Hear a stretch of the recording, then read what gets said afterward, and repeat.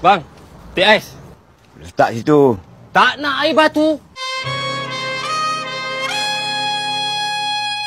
Bang, teh ais kalau tak ada air batu bang tak sejuk bang. Ni.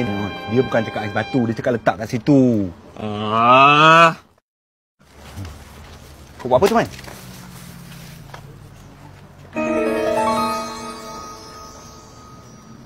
Peta. Peta? Peta apa ni, Man?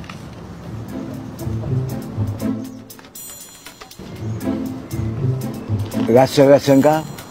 Bang. Abang punya saya tak rasa lagi. Tapi bang, teh ais saya bang, saya rasa begini bang. Cukup sedap, cukup manis, semuanya cukup. Kau boleh terus diam tak? Garam? Salim, macam mana abang-abang punya teh ais ada garam ni? Apa hal ni? Pagi-pagi dah buat hal. Kuatan.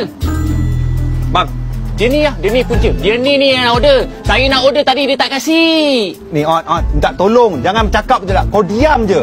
Jangan kau nak mandai-mandai.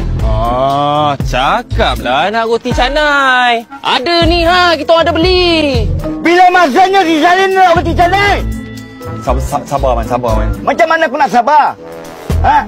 Daripada dulu, sabar sekarang. Di saat ini, dan waktu ini, aku tak boleh sabar. Kepala aku migrain, aku tak.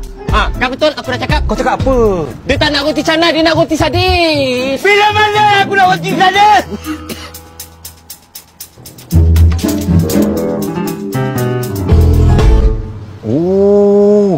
Jadi ini plan rumah Wan.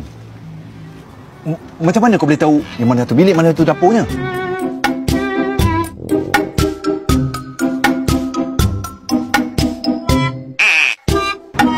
Man, Wan siap masak makan, siap hantar rumah.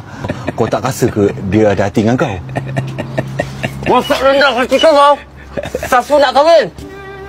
Hati kebau bagi makan kau. Kau bersama dengan mak tiri dia. Duduk atas belakang kebau. Duduk tengah-tengah highway. Biar lori langgar.